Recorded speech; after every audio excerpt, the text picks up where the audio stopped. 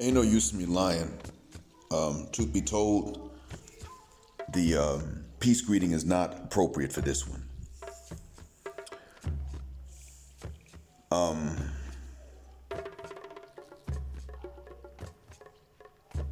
I'm going to say this with regards to Rajee Black, Wendy Black, and Tara LeBong. Forgive me if I got a name wrong.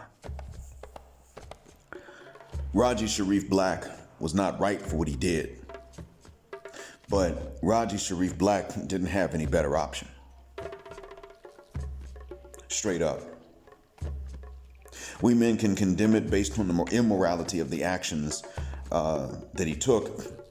And we are right in also condemning Wendy Black unless there's evidence that her accusations are true. We're right in condemning her. And I'm going to say this. If there's evidence of the truth of her allegations, you can put it in the comments and I will stand corrected publicly in writing.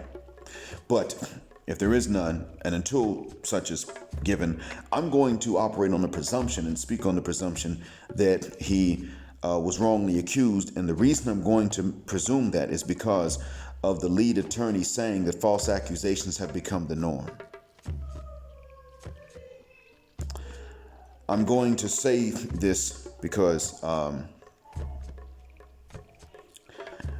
see, for one, where I live, false accusations were not the norm as far as anybody knew.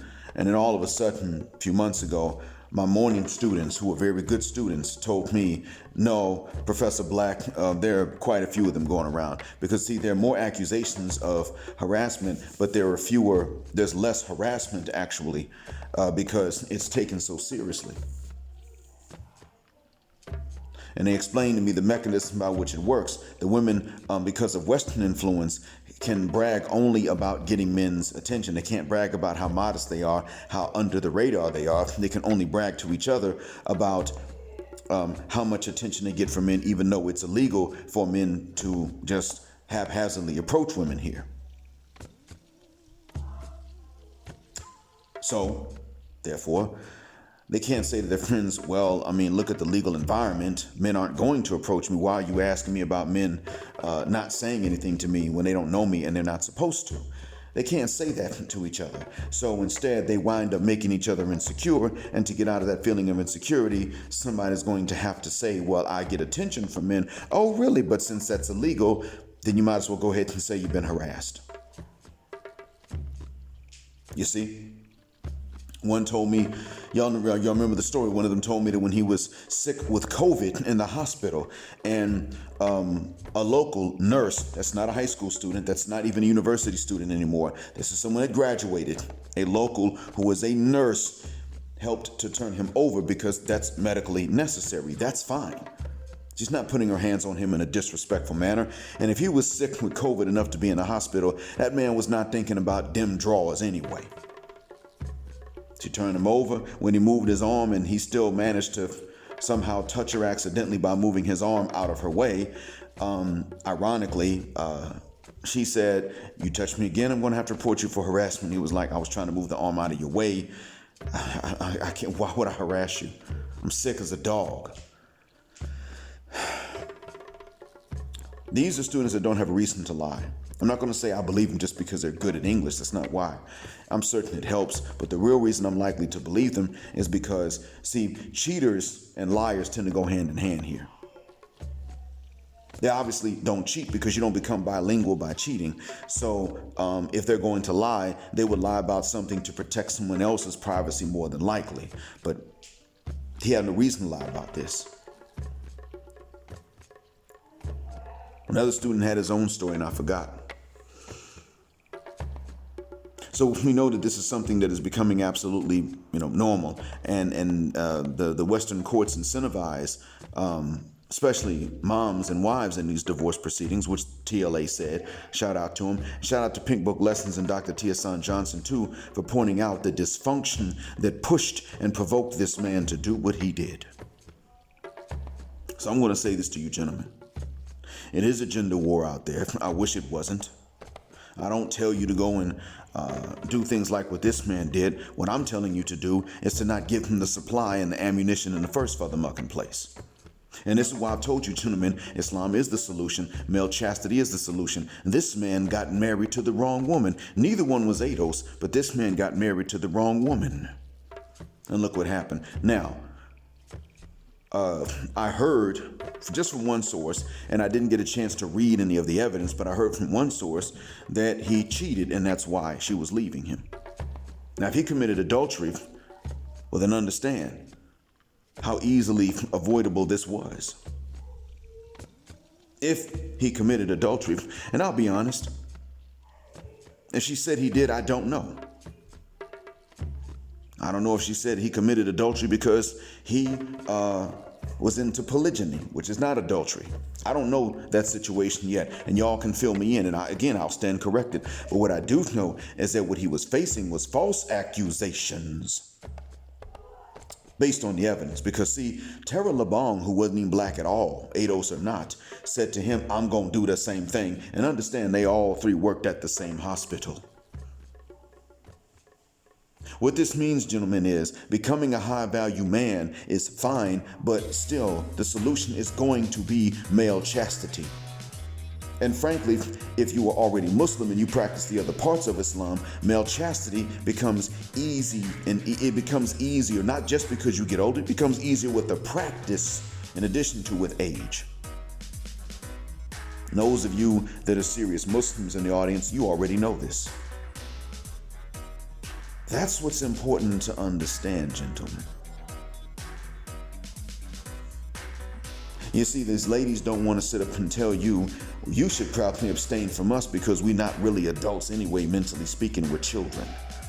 And they lose if they tell you that, and they know they lose. So instead, they got to sit up and say stuff to you like what high school guys would say. Man, get out there and get you some punani. What's wrong with you? That's why you so uptight. What they gonna do? Give it to you? Help convince someone else? Absolutely not. You go and you try to pursue what they told you or what they advised, whether that advice comes from a man or from a woman, and then that same lady will run interference. Oh, I know, it's happening in the golden sphere right now. I'm not gonna say the names. Matter of fact, I purposely gave myself time to forget which lady said what. But I am aware of some private conversations in which some of them have said to a particular male, you need to get you some, you sound like an incel. And then some have turned around, and actually I never knew who this was, but then some have turned around and said to another lady in the sphere, or some have turned around and said to other ladies in the sphere that they all need to get together and talk to one lady in the sphere about one man that she might actually like. You see what we're dealing with? That's the training. And jumping from the black community to defect is fine because of the dysfunction. Most of the black community wants to defect from the nijocracy, about which they're right to want to do. But when we defect, we cannot take the ninja dysfunction with us. Now, I think in the manosphere, we're very aware of that. In the golden sphere, the ironic thing is that the men have to be aware of this because we're not allowed to be dysfunctional anyway, coming out of the BC, and the ladies, well, they're still getting the memo. And I'm talking about the ones that mean well. It is, it's not even malicious on their part at times. It's programming and training to which you default, much like Fresh or Fit, the one that used to work in federal law enforcement, much like what he did when someone kicked in his door and his training took over. He got to default to it. He didn't have to think much about it. Same thing. Look.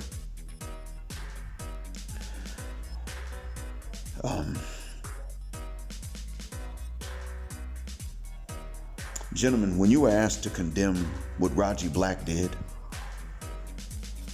what you do is you say, I mean, if it's a guy, of course, that's easy. Yeah, that's already done. Of course, we condemn that because of the immorality, not for the sake of pleasing the ladies. If a lady asks you to condemn that, you flip it back and deflect. Even though we know it's wrong, and even though we understand that this is the type of action that condemns itself, if a lady asks you to do it, you flip it back and you deflect. Okay, I'll do it when you condemn those ladies for sitting up saying they were going to one for weaponizing false accusation, the other one for saying she would do it. And when they say, what makes you think they were false? Simply put, he wouldn't be able to get away with it for any length of time if they weren't. Number two, Tara LeBong said she was going to do the same thing and the baby wasn't even born, which suggests that she knew that the accusations were false. Number three, when he took them out and then took himself out, by the time he took himself out, the kids were placed safely in a car. He didn't do anything to them before he took himself out. That's not a man with a predilection to hurt kids. He had a gun in his hand. He could have told them kids to do anything and they would have had to do it. And what did he tell them to do? Go wait for me. Go wait for the police in the car. They coming. They gonna keep you safe. That's where they were. The only one that died was the one in the womb of the lady whose head he blew off. Chances are the baby, I don't know if the baby was conscious yet or not. I'm not really sure. I don't know how far along she was, but the point I'm making is, he couldn't save that one if he's going to blow mom's head off. But again, point I'm making is that even the way he carried it out, the fact that he carried this out shows he was under some serious pressure, which means the accusations were false. He was being ripped away from his kids because he was responding to something that made him feel hopeless. And even then, the way he did it, the man's going to take himself out and he doesn't do anything to harm the kids in that particular manner. So you flip this back on them and say, now, these are the evidence that he did not do something. Most human beings, men or women, would not do this to kids, let alone the ones to whom they're related. So now you condemn the actions of these women before you tell me a furthermucking thing about condemning his actions. Flip it back and deflect. Because what many of them, the gynocrats at least, and the hyenas are going to want is for you to take the accountability for what he did and say that nobody else has any, that no lady in this has any part of the accountability to bear. And I'm going to tell you straight away, once you say you're going to falsely accuse someone, you're dangerous.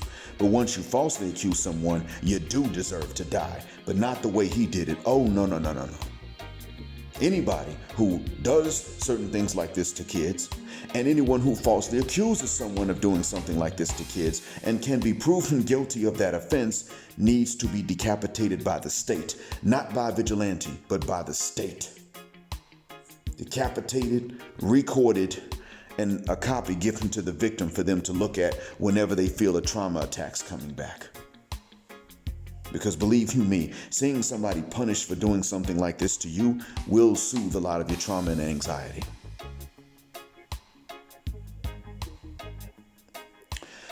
I close my mouth about it, for the most part, to let information come out. It's bad. It's bad out there. Really, really and truly dealing with a nasty scenario in which you are fully expected to just be okay with it. Like you're not allowed at all.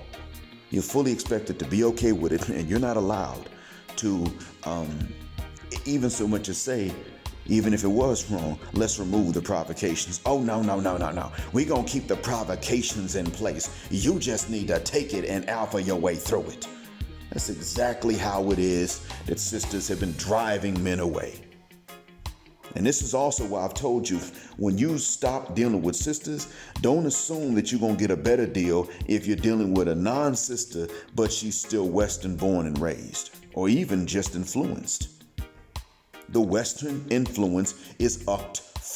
End of story. I'm not debating with you about that. If you're taking the Western influence as a whole with regard to how women should treat men, you're going to push your men away. And to ladies in the golden sphere, this is what the work I was talking about when I said de-Westernization is necessary.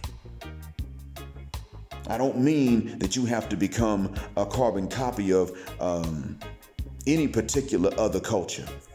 That's not what I meant. What I mean is you have to throw off the masculinization and the militarization that comes with the West. Hell, as a matter of fact, America probably does have it worse. probably does. Because from what some people are saying, even in some other first world nations, they're not dealing with this sort of mess to the same extent. Anyway, I hope that this message helps, even though I couldn't afford to start off with the peace greeting. And I do mean that. When you listen, man or woman, adult or child, don't tell any white folks I said this, but even if you're black or white, I hope this can help you in your real life. Thank you for listening. Again, hit the share button. Black heart, black mind, black out. Till next time.